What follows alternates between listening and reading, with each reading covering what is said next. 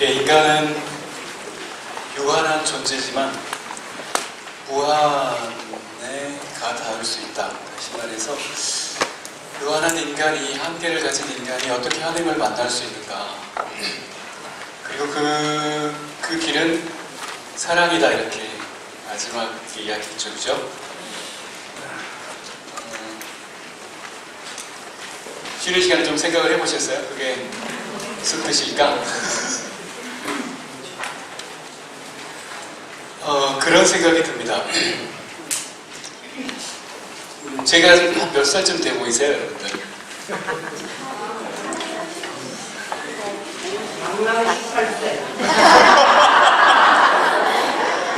선생님, 여기 영화표 없어요? 저한테 가시기 전에 들르시면 제가 영화표를 한번 구해보겠습니다.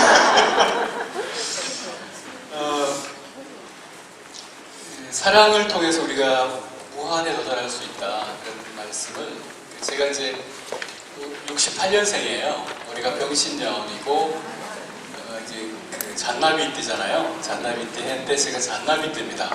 그래서 올해가 이제 그 한국 나이로 제가 49이거든요. 49. 좋은 나이. 이 형제분이 좋은 나이입니다 그러셨어요. 네, 그렇죠. 네, 좋은 나이. 근데 이제 저는 이렇게 48년을 살았거든요. 48년을 살았습니다. 인간은 자기가 살아온 어떤 삶을 통해서 배웁니다. 그렇죠?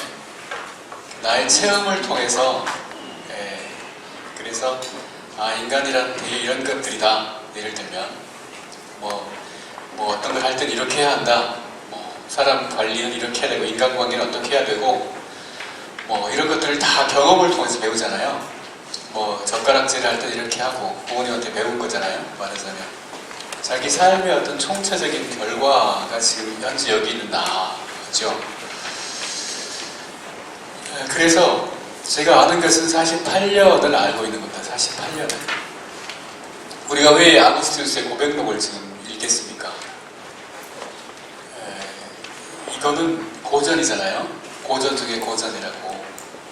인간은 자기 시간을 뛰어넘기 위해서, 자기 경험을 확장하기 위해서, 다시 말해서 나 이상의 것이 되기 위해서 배우는 거잖아요. 그래서 우리가 참으로 어떤 한 사람을, 다른 한 사람을 있는 그대로 이렇게 받아들이게 되면, 그 사람을 긍정하고 그 사람을 사랑하게 되면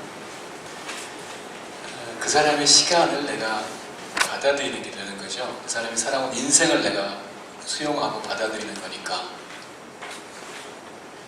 예를 들어서 하느님은 악인이나 선인이나 똑같이 비를 내려주시고 해를 떠오르게 하신다, 이렇게 말씀하셨다고요. 무슨 얘기냐면, 하느님은 아무리 악당이라고 하더라도 그 악당이 아기 때부터 쭉 살아온 걸 다 아신단 말이에요. 히틀러 같은 놈이라고 하더라도 귀여운 아기 시절이 있었을 거 아닙니까? 젖을 먹던 아기 시절이 있었을 거 아니에요. 그걸 다 알고 있는데 히틀러를 예칠 수 있겠습니까, 하느님이? 그렇죠? 우리는 어떤 사람을 싫어하기도 하고 미워하기도 하는데, 우리는 지금 그 사람의 그것만 알고 있기 때문에 그래요.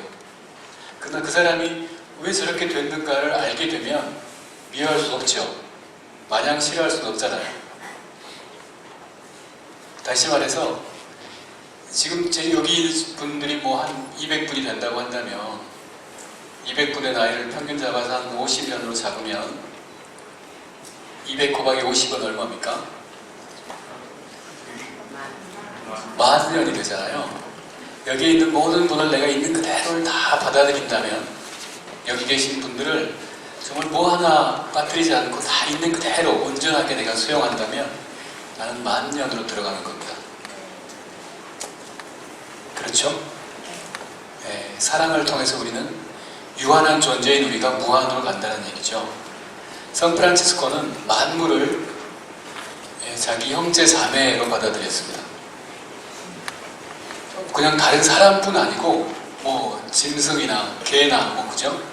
뭐 해, 달, 별, 심지어 구더기까지, 뭐 토끼, 꿩, 뭐 프란치스코의 전기를 읽어보면 온갖 만물을 다 형제 자매로 받아들였어요. 다시 말해서 만물의 창조주이신 하느님께 있는 그대로 있는 세상 만물을 다 나의 형제 자매로 받아들임으로써 프란치스코는 하느님께 다가간 겁니다. 사실은 창조주이신 하느님 안으로 들어간 거예요. 그렇죠? 사랑을 통해서 우리는 무한으로 다가갑니다. 사랑을 통해서 우리는 하느님께로 다가갑니다.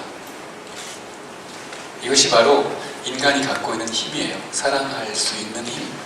하느님의 힘을 우리가 갖고 있기 때문에 이것이 가능하다는 얘기입니다. 말이 참 멋있죠? 말이 굉장히 멋있습니다. 그래서 이걸 실제로 한번 해보려고 하면 어떻게 되죠? 머리털이 곤두섭니다. 지금 당장 댁으로 가셔서 같이 사는 사람을 이렇게 온전하게 다 받아들이려고 하면 어떻게 됩니까? 어렵죠. 그래서 사랑은 근본적으로 자기를 내어주는 것, 지금까지 가지고 있는 내가 알고 있는 나를 내려놓는 것, 자기를 비우는 것, 겸손한 것, 가난의 길을 가는 것이라는 얘기입니다. 그래서 이미 있는 무엇을, 이미 있는 나를 지금 내려놓아야 하기 때문에 그것은 죽음이에요. 그렇죠? 이것이 죽음과 부활입니다. 이것이 파스카입니다. 그리스도교의 핵심 메시지예요, 이게. 이것이 핵심적인 메시지입니다. 사랑하기 위해서는, 다른 누군가를 있는 그대로 받아들이기 위해서는 이미 살아온 나의 삶을 내려놓아야 해요. 내가 죽고 더 큰 나로 이렇게 다시 살아나는 것, 이것이 예수 그리스도께서 보여주신 메시지고, 이런 것을 바울 사도도 그렇고 아구스티누스도 그렇고 모든 그리스도인들이 계속해서 되풀이 살았다는 겁니다. 그리고 여기 있는 여러분에게도, 우리에게도 지금 그 초대가 오는 거예요.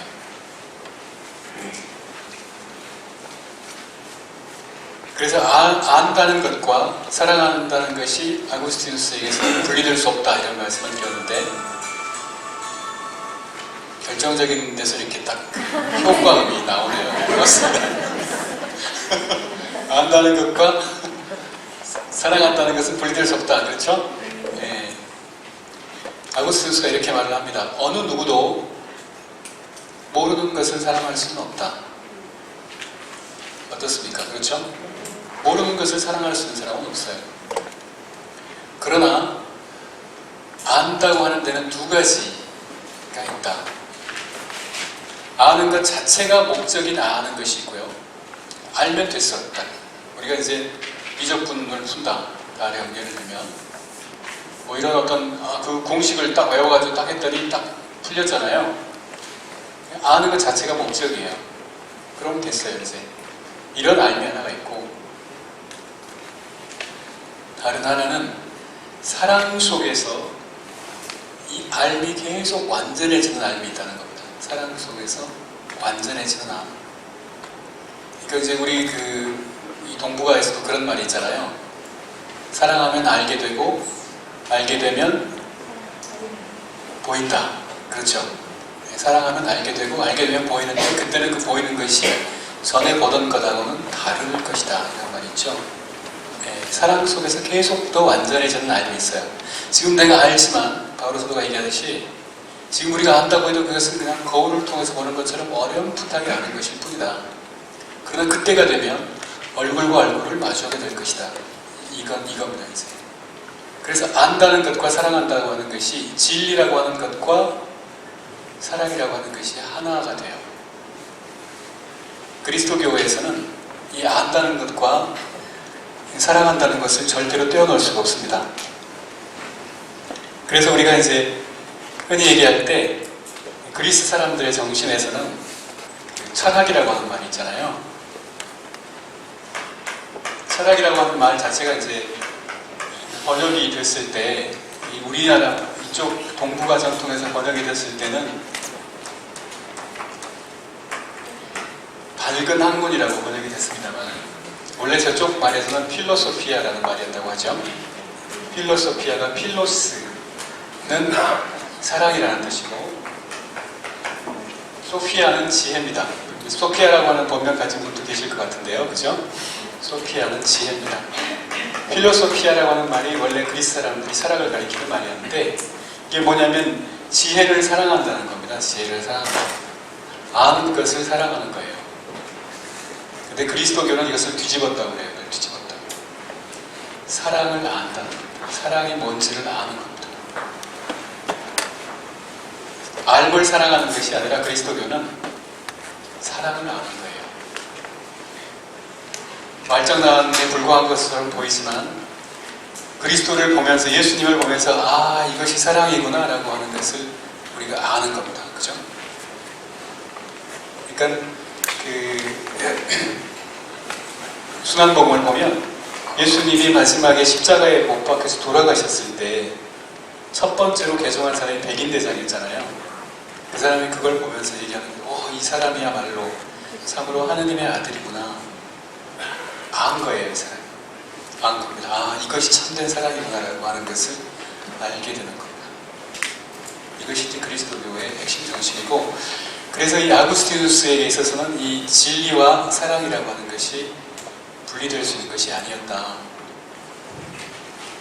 그래서 진리의 사랑을 하십시오, 뭐 이런 말, 사랑의 진리, 진리의 사랑, 카리타스 베리타티스 혹은 베리타스 카리타티스, 이런 말이 아구스티누스의 정신의 중요한 포인트입니다. 그래서 여러분들이 살아오면서 아, 내가 사랑받고 있구나 라고 하는 것을 아셨던 때가 있었죠, 그죠? 그때가 언제였는가 한번 보십시오. 아, 이것이 사랑이구나 라고 하는 것을 내가 그냥 책에서 읽어서가 아니라 내가 그 사랑을 느꼈던 때가 언젠가, 이것이 사랑이구나 라고 하는 것을. 아구스티누스가 이 고백록에 사는 얘기는 다 그겁니다. 아, 이게 사랑이었구나. 전부 모두가 다 사랑이었구나. 하느님 안에서 그것을 깨달아가는 이야기가 이 안에 들어있고 있어요.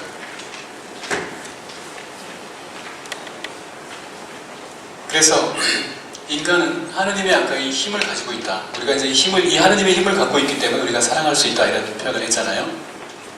이 하느님의 능력을 갖고 있기 때문에 우리가 한번 의지를 세우기 시작하면 그 누구도 그 고집을 꺾지 못하고 모든 사람들이 괴로워한다, 그죠?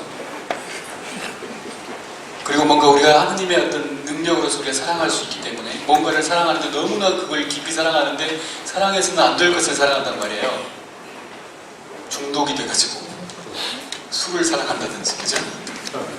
권력을 사랑한다든지, 도박을 사랑한다든지, 그렇죠? 잘못된 사랑입니다. 그랬을 때는 그걸 어떻게 할 수가 없잖아요.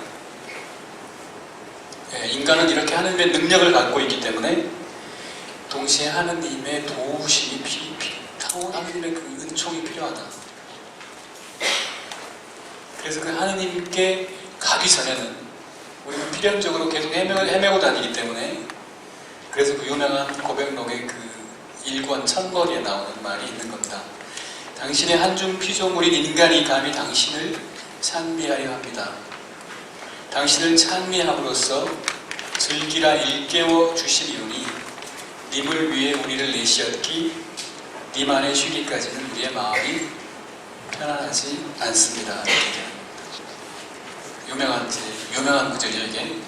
최민수의 신부님이 이렇게 번역하셨는데, 님 안에 쉬기까지는 우리 마음이 찹찹하지 않습니다, 이렇게 말씀을 하셨어요.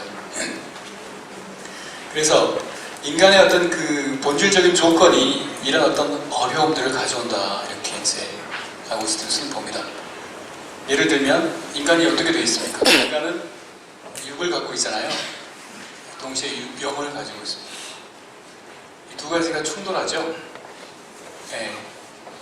이건 먹으면 안 돼라고 생각하지만 체중이 늘어날 건데 라고 하지만 그냥 손은 가잖아요. 이렇게 땡겨옵니다.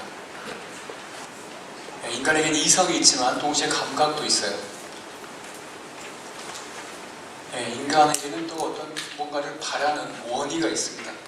그래서 아구스티누스는 이것을 이렇게 재밌게 표현하는데, 내가 갖고 있는 것과 내가 현재 나한테 있는 것, 내가 가지고 있는 것과 내가 갖고 싶지 않은 것, 없었으면 좋았겠다 싶은 것이 있죠. 그렇습니까? 그 두 가지가 항상 문제를 일으켜요. 나한테 실제 있어요. 그러나 내가 그것이 없었으면 좋겠어. 또는 내가 갖고 있지 않은 것과 그래서 갖고 싶은 것, 내가 나한테 지금 없지만 갖고 싶은 것이 있죠. 그것들이 끝없이 우리 안에서 고통을 만들어낸다는 겁니다. 그리고 또 인간에게 있는 여러 가지 것들, 본질적인 조건들, 인간이 만나야만 하는 죽음이라고 하는 것, 죽음의 신비죠.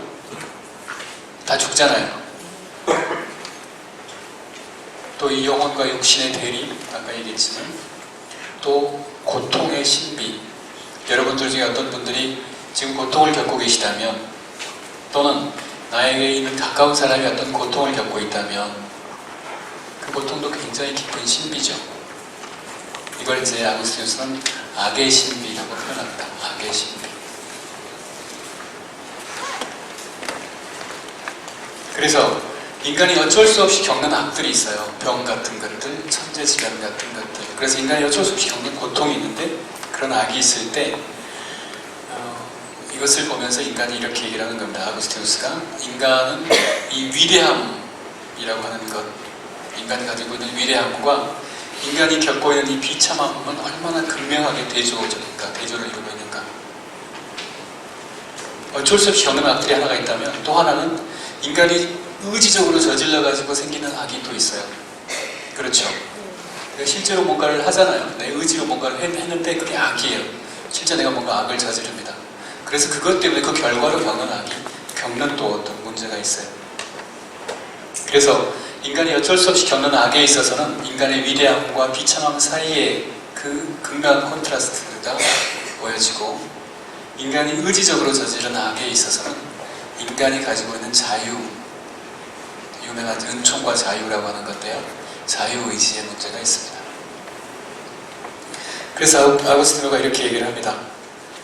악의 문제를 느끼지 않는 사람은, 이 중에 혹시 악에 대해서 고민하지 않는 사람이 있습니까? 고통에 대해서 고민하지 않는 사람? 악에 대해서 고민하지 않는 사람은 인간이 아니다, 이렇게 아구스티누스가. 그 악에 대해서 해결책을 찾으려고 노력하지 않는 사람은 철학자가 아니다, 이렇게 또 말합니다. 아구스티누스는 위대한 철학자이기도 하거든요. 이제 뭔가 이게 왜 이런 일이 생겼을까? 이걸 이제 이해하고 싶은 거예요. 이걸 이제 규명하고 해명하고 싶은 거. 그래서 이 악의 해결책을 찾아 헤매지 않는 사람은 철학자가 아니다. 세 번째로, 그 해결책을 복음에서 찾지 않는 사람은 그리스도인이 아니다, 이렇게 말합니다. 이분이 이제 아주 뛰어난 수사의 대가이기 때문에 말들을 굉장히 간명하게 멋지게 해요. 여러분들이 이 고백록을 읽거나 또 다른 아구스티누스의 다른 작품들을 읽으면 그 표현들이 정말 아름답습니다. 잘 생각해 보십시오. 여러분들은 그리스도인입니까? 이 고통의 해결책을 복음에서 찾고 계세요? 그렇게 말할 수 있어요? 내가 지금 꼭 굳이 뭐 악이라든지 이런 말 하지 않더라도, 지금 내가 어떤 문제 때문에 지금 고민스러운데, 고통스러운데, 그 답을 복음에서 찾고 있습니까?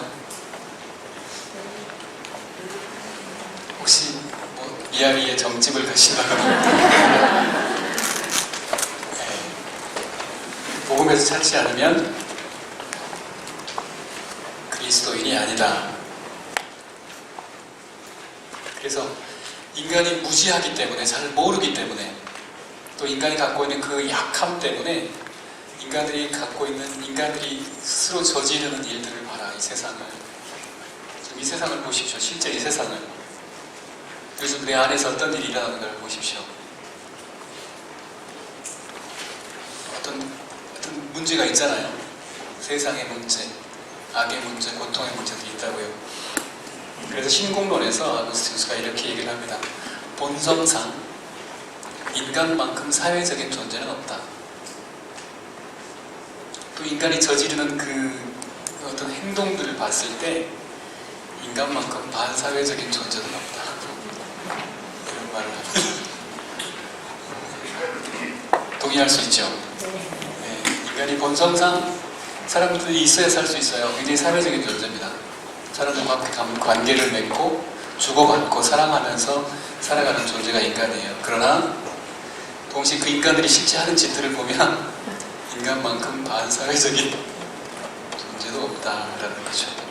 그래서 그 해결책은 유일하게 딱 한 가지가 있다는 겁니다. 그리스도시다.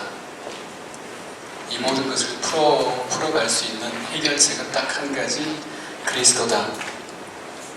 이게 중개자 그리스도라는 겁니다. 중개자. 왜냐하면 예수께서는 사람이면서 동시에 하느님이시기 때문에, 그렇기 때문에 이 모든 문제에 대해서 풀어주실 수가 있다. 해결해 주실 수가 있다.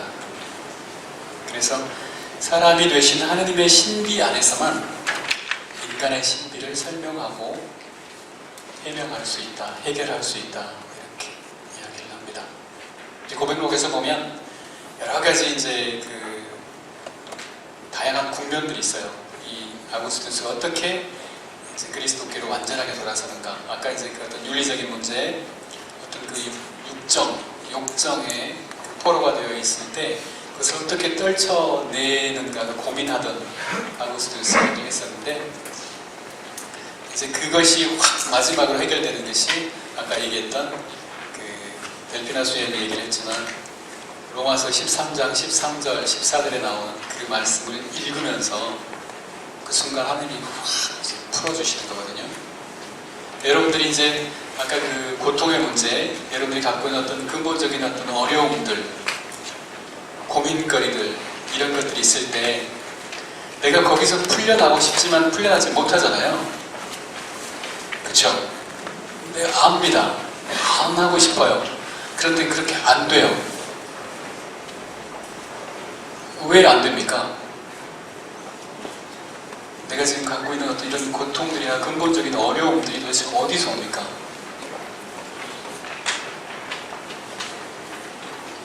인간, 그것이 내 안에 있다는 거예요. 시면. 나라고 하는 인간의 시면 안에 있다는 겁니다. 그런데 그것이 나의 삶이기 때문에, 제가 아까 48년을 살았다고 얘기를 했는데 48년의 인생 안에 들어있는 겁니다. 지금 내 안에. 어디서 왔는지는 모르고 언제 씨뿌려졌는지는 모르지만 내 안에 들어있어요. 그래서 내가 이걸 빠져나가고 싶지만 빠져나가기가 어려워요. 내가 계속 기도하고 이렇게 하지만 안 됩니다. 아구스티누스도 마찬가지였겠죠. 청년 시절에, 10대 시절에 그 어떤 에너지가 넘치던 시절에 여성과 동거를 하면서 오랫동안 그렇게 아이를 낳고 가정생활을 하면서 살아왔기 때문에 이미 그런 어떤 뭐라고 할까, 부부로서 오래 살아온 거잖아요. 근데 그걸 끊어버리기가 정말 힘든 거예요. 몸이라고 하는 게 잡고 있기 때문에. 그래서 자기는 이걸 떨쳐버리고 싶지만 떨칠 수가 없어요. 그래서 아구스티누스가 그렇게 기도하잖아요. 이 기도가 아까 처음에 얘기했지만, 이제 내가 바라는 것은 당신의 크신 자비뿐이오니 명하시는 것을 주십시오. 원하시는 것을 명하십시오. 주님이 지금 뭔가 계명으로 나에게 지금 하라는, 당신이 원하시는 걸 나에게 명령하십시오라는 겁니다. 그러나 당신이 명령하시는 것을 나에게 주십시오, 이렇게 기도하는 거예요. 은총을 달라는 겁니다. 여기 하느님을 만났을 때 이것이 이제 풀리는 거죠, 결국은. 그래서 이제 아구스티누스의 이 기도가 굉장히 유명합니다. 여러분들도 한번 잘 외우셨다가 나중에 한번 써보고 보세요. 주님, 당신의 크신 자비만이 저에게 필요합니다. 그러니 명령하시는 것을 저에게 주십시오. 당신이 저에게 원하시는 것을 명령하십시오. 먼저 은총을 먼저 청해요. 그렇죠? 당신이 명령하시는 것을 나에게 주십시오. 이렇게 먼저 기도한 다음에 당신이 원하시는 것을 나에게 명령하십시오. 이렇게 기도하는 겁니다. 그래서 아까 이제 나를 통하지 않고서는 아무도 하느님께 갈 수 없다 이렇게 이야기를 했고, 그 나라고 하는 것이 나라고 하는 내가 살아온 인간 존재 전체를 통과하는 것이기 때문에, 나라고 하는 인간 존재 전체를 통과하는 것은 나 혼자서는 못해요. 그렇죠? 나 혼자서는 나를 통과할 힘을 갖지 못합니다. 사람은 오로지 예수 그리스도와 함께 나를 통과할 수 있어요. 그래서 14장 6절에서 나를 통하지 않고서는 아무도 아버지에게 갈 수 없다라고 하신 말씀이 사실 이 두 가지 의미를 같이 지니고 있습니다. 나라고 하는 인간 존재를 통째로 통과하지만 동시에 이 나라고 하는 것을 가능하게 하신 하느님과 함께 나를 통과하는 겁니다. 그럴 때 우리가 아버지께 갈 수 있다, 하나님 아버지께 이룰 수 있다라는 겁니다. 몇 시까지 하는 거죠? 5시까지요? 제가 좀 이렇게 건망증이 심해서요, 잘 잊어버립니다. 그래서 이 기도라고 하는 주제를 조금 이제 조금 더 살펴보려고 합니다. 아까 이제 그 은총과 계명이라고 하는 주제를 약간 건드렸기 때문에, 은총과 계명. 아까 이제 은총의 박사, 아리스토텔레스를 그렇게 표현했죠. 은총의 박사. 근데 이 박사가 여러 개가 있어요. 아리스토텔레스에게는. 왜냐하면 은총의 박사이기도 하고, 그 은총과 자유의지라고 하는 게 인간과 하느님이 어떤 것인가를, 어떤 존재인가를 정말 그 깊은 속까지 다 꿰뚫어서 설명을 해냈기 때문에 이분을 은총의 박사라고 부르는데, 동시에 이분은 사랑의 박사라고도 하기도 해요. 사랑의 박사. 왜 당연하죠, 그죠? 은총에 대해서 완전하게 꿰뚫어 아는 사람이라면 당연히 사랑을 꿰뚫어서 알겠죠. 사랑의 박사이기도 합니다. 또 겸손의 박사라고 부르기도 해요. 겸손의 박사. 덧붙여서 기도의 박사라고 합니다. 학위가 많아요, 이분은. 근데 어떤 식으로든지 하나님을 만나게 되는 사람은 그 하나의 길을 통해서 사실은 전체를 다 알게 되죠. 그래서 고백록을 읽다 보면 무시로 막 기도가 나옵니다. 막 기도들이 막 이렇게 나와요. 아까 제가 읽었던 처음에 시작할 때 10권에서 나왔던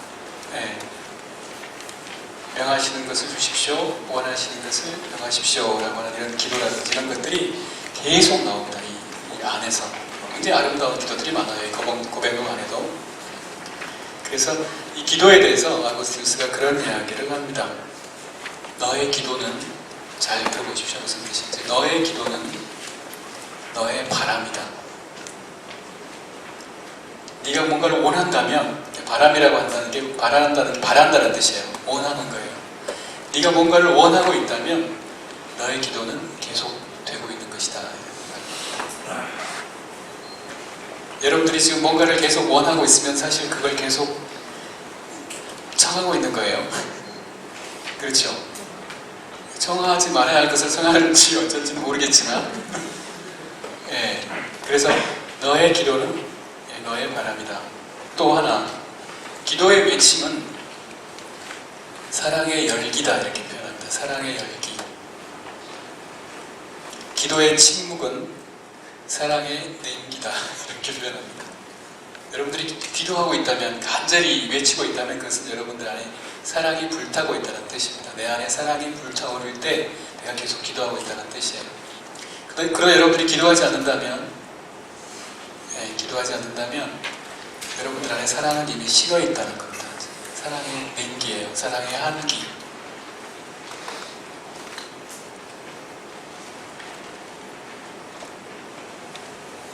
그래서 왜 우리가 기도해야 하는가? 기도의 박사이기 때문에 이것도 다양하게 아주 잘 정리를 해놨어요. 왜 우리가 기도해야 될까? 하느님 아버지께서 우리가 청하기도 전에 모든 걸 다 알고 계시는데, 그런 말이 있지 않습니까? 하느님 아버지께서는 너희들이 청하는 것을 청하기도 전에 모든 걸 다 알고 계신다. 근데 왜 우리가 기도해야 되죠?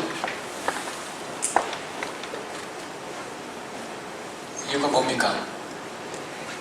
아구스티누스가 이렇게 얘기를 합니다.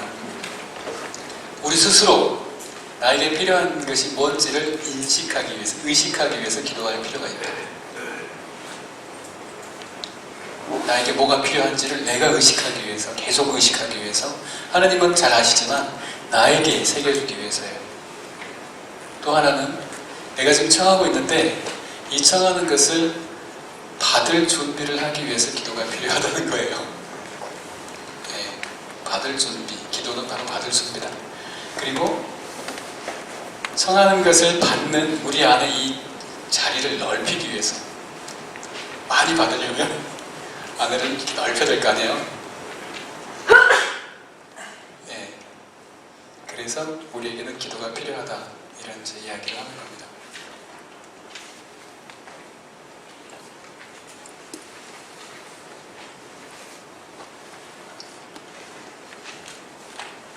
자, 그래서 이렇게 아구스티누스가 하느님을 찾아가는 여정 안에서 이제 전체적으로 봤을 때 1권에서 9권까지, 이게 이제 13권으로 되어 있거든요. 고백록 전체가 1권에서 13권까지로 되어 있는데 1권에서 9권까지는 자기가 회심하기까지의 과정을 다루고 있다, 이렇게들 보통 얘기해요. 이게 이제 이 고백록이 어떻게 구성되어 있는가, 이 구조가 어떻게 되어 있는가에 대해서 여러 가지 이제 학자들이 여러 가지 말들을 많이 하는데, 가장 이제 보편적으로는 1권부터 9권까지는 과거를 다룬다. 그리고 10권은 현재를 얘기하고 11권부터 13권까지 나머지는 미래를 다루고 있다, 뭐 이런 얘기를 하고요. 그래서 아까 이제 그 10권에 나오는 기도를 보여드렸었는데, 여러분들과 함께 기도를 했는데, 이제 그 10권의 마지막 부분을 여러분들과 함께 읽어보려고 합니다. 10권의 마지막 구절이에요. 하고 많은 나의 죄악, 나의 비참에 몸이 떨려서 마음속으로 헤아리기를 광야로 도망이나 쳐볼까 했으나 님은 내 힘을 돋우어 주시며 말씀하셨습니다. 그리스도께서 모든 일을 위해서 죽으심은 사는 이들이 다시는 자기를 위해서 살지 말고 자신을 위해서 죽으신 그분을 위해서 살게 하시기 위함이니라. 고린도 후서 5장 15절 말씀을 인용합니다. 주여, 나의 걱정일랑 당신께 맡기고 당신 법의 묘함을 생각하오리다. 여러분 이제 가고 계시면 이 페이지를 보셔도 좋아요. 고백록 10권의 마지막 부분입니다. 내 둔하고 병든 줄을 님이 아시오니 가르치소서, 낫게 해주소서. 당신의 외아드님, 그 안에 지혜와 지식의 모든 보화가 감추어져 있는 그분께서 그 피로써 나를 속량해 주셨나이다.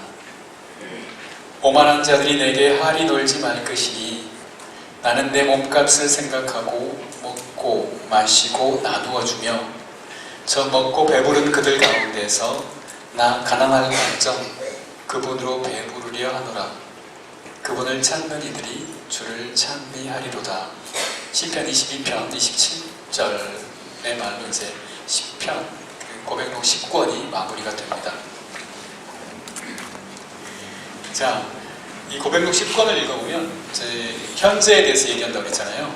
현재, 아구스티누스의 그 진실함, 정말로 진실하려고 하는 거, 오로지 하느님 앞에서 정말 자기 자신이려고 하는 이 용기를 읽게 됩니다. 무슨 얘기냐면 고백록 10권에서 그런 얘기를 하거든요. 인간이 갖고 있는 어떤 그 죄, 어떤 근본적인 죄라고 하는 것이 이제 세 가지가 있다, 이렇게 얘기하는데, 인간의 모습입니다.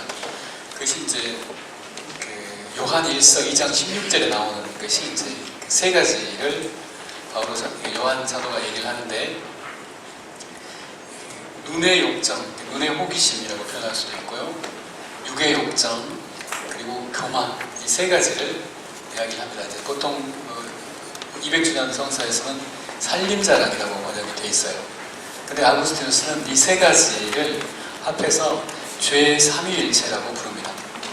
죄의 삼위일체. 그러니까 하느님의 성부, 성자, 성령이 그 삼위일체 한 분 하느님을 형성 이루는 것처럼 그 인간의 죄라고 하는 것에 삼위일체가 있는데 하나는 육의 욕정이고 다른 하나는 눈의 호기심, 이걸 이제 눈의 욕정이라고 번역하기도 하고요. 또 하나는 살림자랑 교만입니다. 그래서 하느님 삼위일체를 한마디로 요약하면 사랑이라고 할 수 있듯이 이 죄의 삼위일체를 한마디로 하면 교만이다 이렇게 얘기를 합니다. 인간은 교만으로 넘어지고 겸손으로 다시 일어선다 이렇게 얘기를 하거든요. 그래서 인간의 어떤 근본적인 물음은 제가 이제 인간과 하느님이라고 하는 것이 근본적으로 나와 하느님이라고 하는 것이 근본적으로 아우구스티누스의 대주제다 이렇게 표현을 했는데 인간이 가지고 있는 근본적인 어떤 숙제라고 할까? 는 결국은 어떻게 인간이 자기 자신 밖으로 나올 수 있는가예요. 어떻게 인간이 내 밖으로 나올 수 있는가? 인간이 얼마나 자기 자신에 사로잡혀 있는가? 그래서 인간이 조금이라도 밖으로 나오는 것, 단 반발자국이라도 밖으로 나오는 것을 밖으로 나오기 시작하는 것을 사랑이라고 할 수 있을 텐데 이것이 가장 큰 계명, 하느님 사랑과 이웃 사랑이라고 하는 계명에서 얘기하는 것처럼 자기 자신으로서 나와서 이웃에게 가거나 형제 자매들에게 간다는 거, 그것이 이제 하느님께 가는 거, 이게 두 가지 같다고 얘기하잖아요. 어떻게 인간이 자기 밖으로 나올 수 있는가? 이 얘기입니다. 그래서 여러분들이 한번 이제 여러분들 자신의 삶에서 여러분들이 하느님을 찾아가는 각자 어떤 영혼의 길을 걸어가고 있다면 이것을 가지고 자기 자신의 어떤 영적 여정을 점검해 볼 수 있습니다. 나의 어떤 여정은 내가 얼마나 덜 자기중심적인가,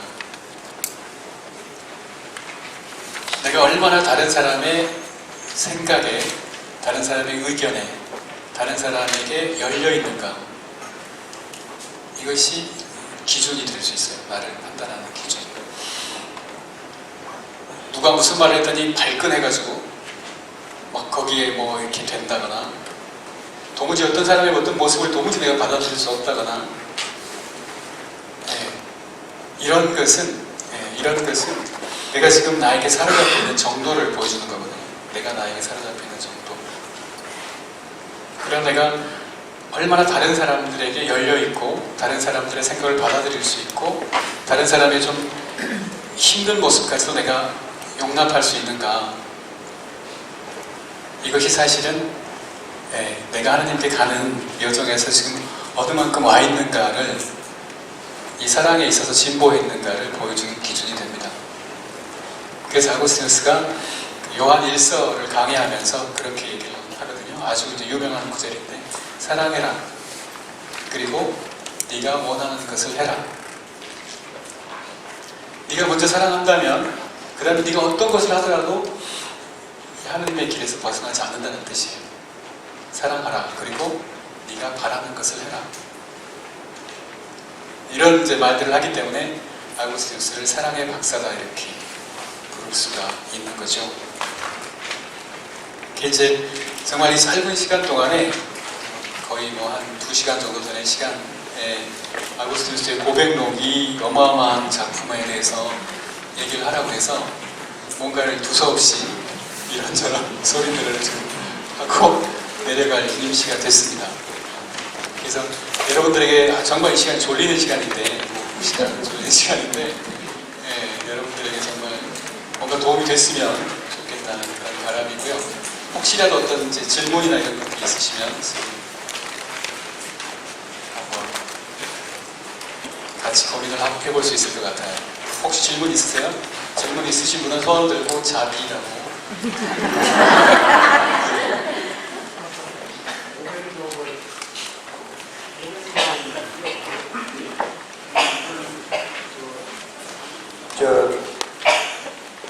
그 성경 신구약을 다 짜고 이렇게 하고 나면 남는 거는 엑기스가 사랑이란 두 글자로 요약이 된다고 말씀을 들은 적이 있는데요. 여기 그러니까 고백록을 신부님께서 이 2시간여에 짧게 이렇게 강의를 했는데 그걸 압축을 한다면 어떻게 말씀을 하실 제가 좀 황당한 질문을 했죠. 네, 이제 제가 실수한 것 같네요. 끝날까? 굉장히 좋은 질문입니다. 사실은 이제 제가 이 말씀에 답할 수 있을 정도의 어떤 그런 깊이는 가지고 있지 못하지만 지금 하시는 말씀을 요약한다면, 그러니까 고백록이라고 하는 전체를 요약한다면 저는 이렇게 할 수 있을 것 같아요.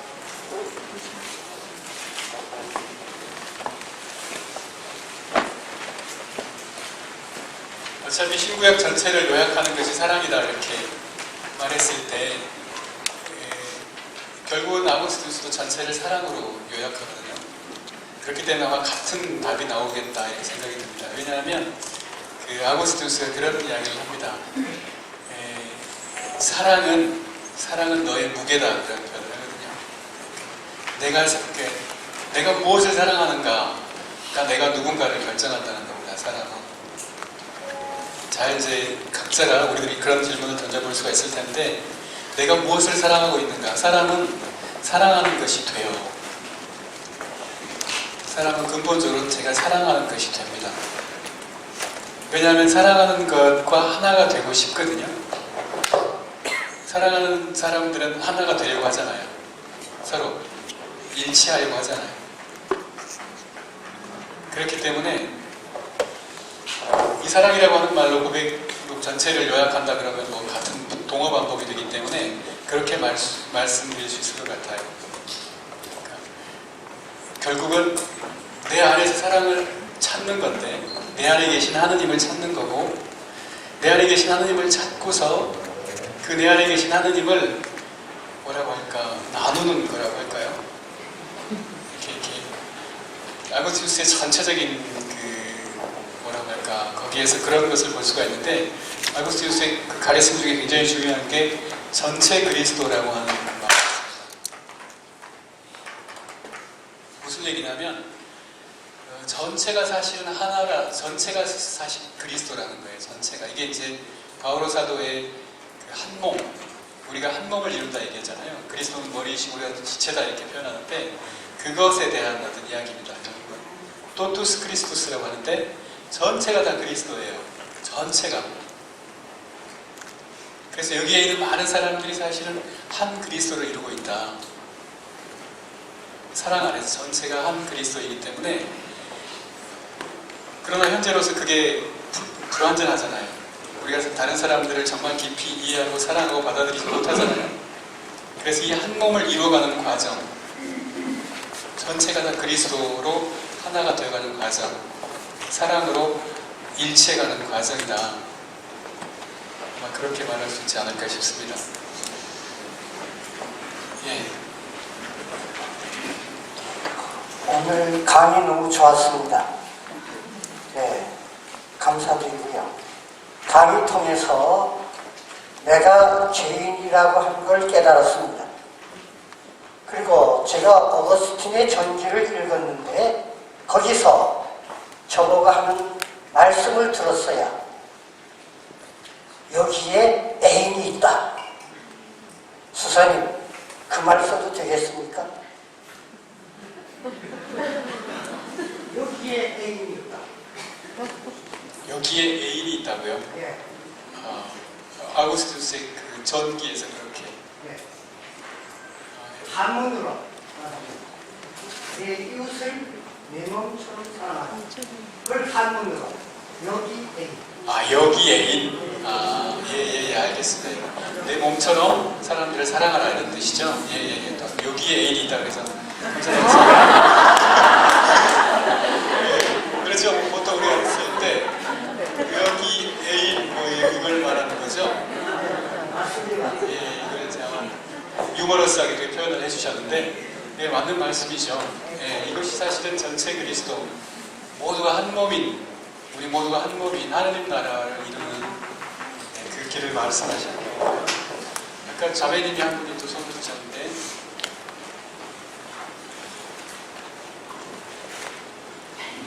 제가 질문 드린 여기서 참 유치한 것 같아요. 저는 고백록을 읽지도 않았고, 그런데 이제 보니까 뭐 10대에 어쩌고 저쩌고 하는 거 보니까 아주 성인 군자로서의 순수한 면이 없었던 것 같은 느낌을 받았거든요. 그랬는데 성인이 되신 거잖아요. 그러면 저는 좀 유치한 질문인데 우리 교회의 여태까지의 흐름을 봐서 과거에 그렇게 지저분한 일이 있어도 성인이라고 지급해 주는 곳이 있는 것인가 하는 걸 여쭤보는 거예요. 아주 좋은 질문입니다. 아주 유명한 그런 말이 있습니다. 그러니까 어떤 말이냐면 과거 없는 성인 없고 미래 없는 죄인 없다. 그러니까 이제 아까 그 인간이 갖고 있는 근본적인 어떤 영과 육의 투쟁이라든지 어떤 이런 근본적인 한계들 이런 것들이 있기 때문에 약하다고 우리들이 전부 약하단 말이에요. 그래서 약하기 때문에 어떤 일들을 하게 되고 어떤 삶을 살게 되는데 그것 자체를 그러니까 단죄하거나 부정하는 것이 아니라 그것 자체까지도 가지고 사람을 하느님께로 이끌어가려고 하는 하느님의 어떤 자비, 하느님의 사랑인 겁니다. 그러니까 그것이 죄라고 판단하는 것은 우리 인간인데 그것은 죄다 이렇게 보는데 그것이 전부가 아니라는 거죠. 그래서 그런 면에서 저는 그 말이 맞다고 생각합니다. 아구스티누스가 뭐 그렇게 특별히 나쁜 죄인은 아니었고요. 뭐 대단한 아들이 하나 있었다고 하지만 뭐 그게 뭐 큰 문제는 아니겠죠. 물론 그 사람이 갖고 있는 어떤 근본적인 욕구들이 있기 때문에 어떤 모습들이 있기는 했어도 그런 것들을 하느님이 어렵게 보시는 거죠. 불쌍하게 보시는 거기 때문에 구원하시는 하느님의 사랑은 인간들의 어떤 짧은 시간들 안에서 이렇게 파악해서 가져가기에는 너무나 크시다 이렇게 얘기하면 어떨까 하는 생각이 듭니다. 과거가 없는 죄인이 없고 저도 굉장히 많은 과거가 있습니다.